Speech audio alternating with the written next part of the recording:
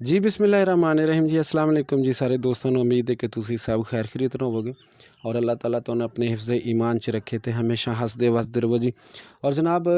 नब्ज़ दा हवाले नाल गलबात चल रही और जनाब उज़लाती गुद्दी जिहड़ी नब्ज़ है उन्होंने पहचानण दा तरीक़ाकार इहो ही कि जनाब तुसी चारे उंगलां बराबर रखणियां और जनाब इस तरह हड्डी छड्ड के जोड़ वाली हड्डी दा छड्ड के और उस तो बाद आहिस्ता आहिस्ता उपर चुकोगे तो तिन्नां उंगलां दे उपर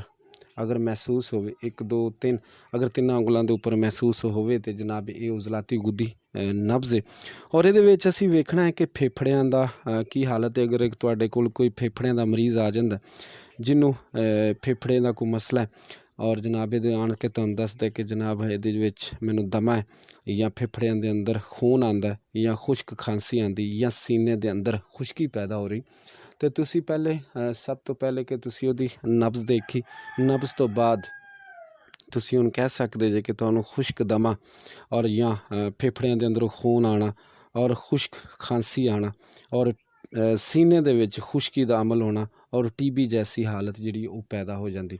अक्सर देखा गया कि दोस्त अहबाब जदों इन्हां सारियां चीज़ां नूं नाप लैंदे ने या समझ लैंदे ने तो फिर इंशाअल्लाह ताला अगों उन्हां वास्ते इलाज करना बहुत ही आसान हो जाता और जनाब बहुत ही उहदे विच उन्हां वास्ते बेहतरीन ये जिहड़ी काविश हो जाती। आम रूटीन च असीं देखांगे कि अगर फेफड़ियां दे अंदर खुश्की पैदा हुई तो क्यों हुई और इस तरह असीं फेफड़ियां दे अंदरों खून आ रहा तो क्यों आ रहा इन्हां अलामात नूं असबाब नूं असीं समझना। इस तरह असीं देखना कि खुश्क खांसी जिहड़ी आ रही बार बार आ रही और क्यों आ रही और इन्हां चीज़ां नूं भी असीं गौर करना। और टीबी दी जिहड़ी हालत हुंदी वो भी इस तरह ही हुंदी। खुश्की उदों ही होएगी जदों रतूबात या तो खुश्क हो गई या जल गई और उस तो बाद फेफड़ियां अंदरों खून आना शुरू हो जाएगा क्योंकि जिहड़े जख्म वरम पैदा हो गया उहदी वजह तो खून भी आएगा और इस तरह खुश्की वध जाएगी। खुश्की जिहड़ी फिर तरी नूं जला देंदी या तरी नूं बिल्कुल ख़त्म कर देंदी उहदी वजह तो उस जगह के उपर खुश्की पैदा हो गई और जदों खुश्की पैदा हो गई तो ਉਹਦੇ ਵਿੱਚ ਫਿਰ ਇਹ ਸਾਰੀਆਂ ਚੀਜ਼ਾਂ ਜਿਹੜੀਆਂ ਨੇ ਅਲਾਮਾਤ ਪੈਦਾ ਹੋਣਗੀਆਂ। ਜਿਸ ਤਰ੍ਹਾਂ ਕਿ ਨਬਜ਼ ਨੂੰ ਦੇਖਣ ਦਾ ਆਸਾਨ ਤਰੀਕਾ ਇਹੋ ਹੀ ਹੈ ਕਿ ਤੁਸੀਂ ਬਹੁਤ ਹੀ अच्छे तरीके नाल इनू ज़हन च बिठाओ और जनाब चारे उंगलां बराबर रखनियां ने। रखन तो बाद आहिस्ता आहिस्ता तुसी उपर चुकना। अगर चारे उंगलां दे थल्ले 3 उंगलां दे थल्ले तुहानूं नब्ज़ महसूस होवे तो जनाब ये जिहड़ी नब्ज़ है उज़लाती गुद्दी कहलाएगी। और इहदे विच असीं यही चीज़ां नूं वेखांगे गौर फिकर नाल कि जिहड़ियां चीज़ां जिहड़ियां ने इहदे विच हुण इहदे च खुश्की जिहड़ी है वो पहले नंबर ते आएगी और गर्मी जिहड़ी है दूसरे नंबर ते आएगी। खुश्की दी वजह तो रतूबात खुश्क हो गई ने और गर्मी जिहड़ी इहदे विच पैदा हो गई जिहदी वजह तो जिहड़ा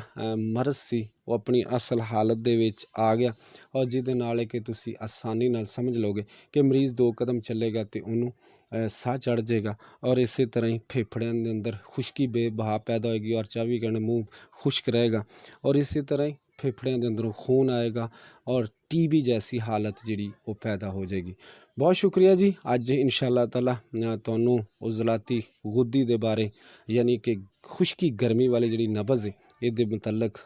दस्सिया और उम्मीद है कि दोस्त इनू सीखणगे और जनाब सभी दोस्तां अगे शेयर भी करनगे और फ़ायदा भी दूसरे तो लोगों तक पहुँचाणगे। और फिर कहांगा दोस्तों नूं इस चैनल नूं सबसक्राइब जरूर करा करो शेयर जरूर करा करो और दूसरे जिहड़े दोस्त हुंदे ने उन्हां नूं भी इहदे बारे दस्सिया करो ताकि गल है कि वो भी लोग इहदे तो अच्छा फ़ायदा चुक सकन और एक दूसरे नूं सिखा सकन। और मेरी कोशिश यही है किसी दे तजर्बे च नहीं मैं कोई गल करदा ਜਿਹੜੀਆਂ मेरे अपने तजर्बे च चीज़ां रोज़मर्रा ਹੁੰਦੀਆਂ ਨੇ मैं उस हिसाब नाल ही दसना। और इलम के लिहाज नाल तो माशाअल्लाह पूरा पाकिस्तान भुल के पूरी दुनिया दे विच भी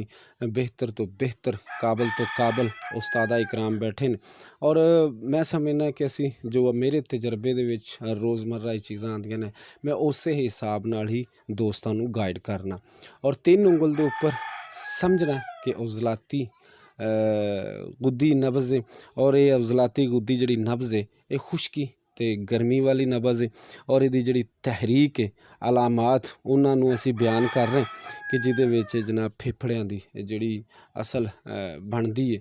तहरीक असीं उन्हां नूं वेखांगे और जिहदे नाल आसानी नाल ਅਸੀਂ ਇਹਦਾ ਇਲਾਜ ਮੁਆਵਜ਼ਾ ਕਰ ਸਕਾਂਗੇ ਔਰ ਦੂਸਰਿਆਂ ਵਾਸਤੇ ਭਲੇ ਦਾ ਬਾਇਸ ਬਣੇਗਾ। ਬਹੁਤ ਸ਼ੁਕਰੀਆ। अस्सलाम वालेकुम। अपना और अपने रिश्तेदारों का और अपने अजीज़ों का ख्याल रखो और हमेशा हंसते वसते रहो जी।